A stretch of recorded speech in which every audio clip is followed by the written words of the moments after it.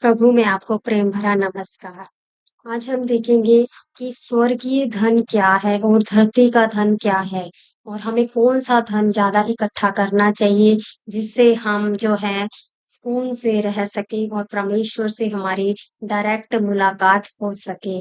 और क्या धरती पर भी हमें परमेश्वर मिल सकते हैं, ये हम इस बारे में पढ़ेंगे। हम पढ़ेंगे मत्ती का चैप्टर 6 में से वचन 19 से 21 तक। इसमें लिखा है स्वर्गीय धन अपने लिए पृथ्वी पर धन इकट्ठा ना करो, जहाँ कीड़ा और काई बिगाड़ते हैं और जहाँ चोर सेंध लगाते हैं और चुराते हैं। यहाँ पे वचन परमेश्वर का बोलता है कि हम पृथ्वी पर धन इकट्ठा ना करें।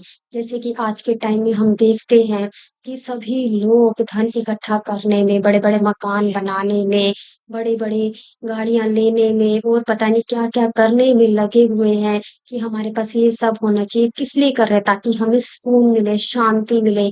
हम जो है, जो शांति से रह पाएँ। लेकिन ये सब होने के बाद भी लोग क्या सुकून से रह रहे हैं, शांति से रह रहे हैं, ऐसा वाला नहीं है। उनके मन में फिर भी कई तरीके की चिंताएँ हैं, कई तरीके की परेशानियाँ हैं, कई तरीके की बीमारियाँ हैं। तो इसका रीज़न क्या है? केवल पृथ्वी पर धन इकट्ठा करने से हमें शांति प्राप्त नहीं हो सकती है, हमें सुकून प्राप्त नहीं हो सकता है, हमें आनंद प्राप्त नहीं होता है। हाँ, ये है कि थोड़ा-सा जो है हमारे लिए क्या हो जाता है, रास्ता हमारे जीवन का ईज़ी हो जाता है। लेकिन ईज़ी होने के बावजूद भी हमें जो है, क्या है, शांति नहीं मिल पा रही है, सुकून नहीं मिल पा रहा है। हम फिर भी हड़बड़ाए हुए हैं, चिंता में हैं कि क्या होगा, कैसे होगा, कब होगा, क्यों होगा, होगा कि नहीं होगा, ये सब हमारे दिमाग में कंटिन्यू चलते रहती है। या क्यों हो गया ये सब? इस तरीके के क्वेश्चन हमारे माइंड में वर्क करते रहते हैं।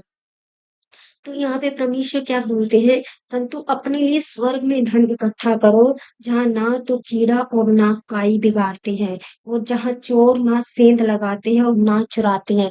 देखिए, धरती पे जो भी हम धन इकट्ठा करते हैं उसपे चोरी होने के चांसेस है, तभी इतने बड़े बड़े बैंकिंग में भी लॉकर्स लगे हुए हैं।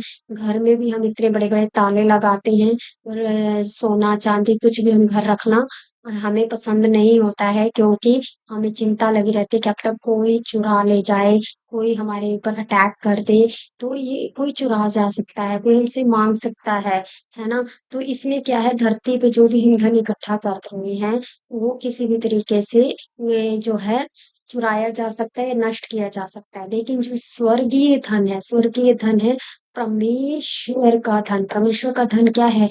शांति, धीरज, कृपा, आनंद, भलाई, संयम, है ना? और ये सब जो है, जो परमेश्वर का स्वर्गीय धन है, ये हमें इकट्ठा करना है, मेल-मिलाप, प्रेम, ये सब इकट्ठा करना है हमें, ताकि इसको कोई भी हमसे चुरा नहीं सकता। जब ये सब चीज़ें हमारे जीवन में होंगी, तो ऑटोमैटिक परमेश्वर का वचन भी कहता है, जब तुम स्वर्ग के राज्य की तलाश करोगे, तो सारी चीज़ें तुम्हें खुद ब खुद मिल जाएँगी।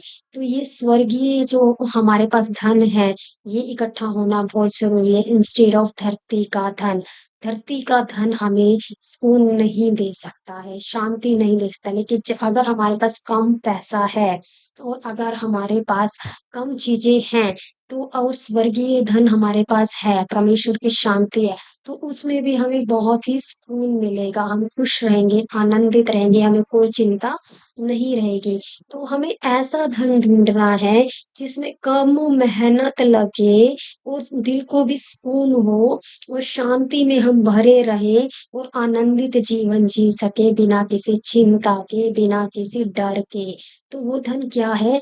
हेवनली, हेवनली है, वो स्वर्गीय धन है, परमेश्वर का धन है, जिसमें हमें सुकून मिलता है। वो कैसे मिलता है हमें? वो परमेश्वर के वचन को पढ़ने से, सुनने से, उस पे विश्वास करने से, कंटिन्यू परमेश्वर में प्रार्थना करने से, उनकी बात को सुनने से और उनके साथ चलने से, उनकी आज्ञाओं का पालन करने से, वो स्वर्गीय धन हमारे जीवन में ऑटोमैटिक आ जाता है। जैसे कि हम देखते हैं, हम अपने माता-पिता जो भी होते हैं, वो अपने बच्चों को जो है प्रॉपर्टी देते हैं, है ना?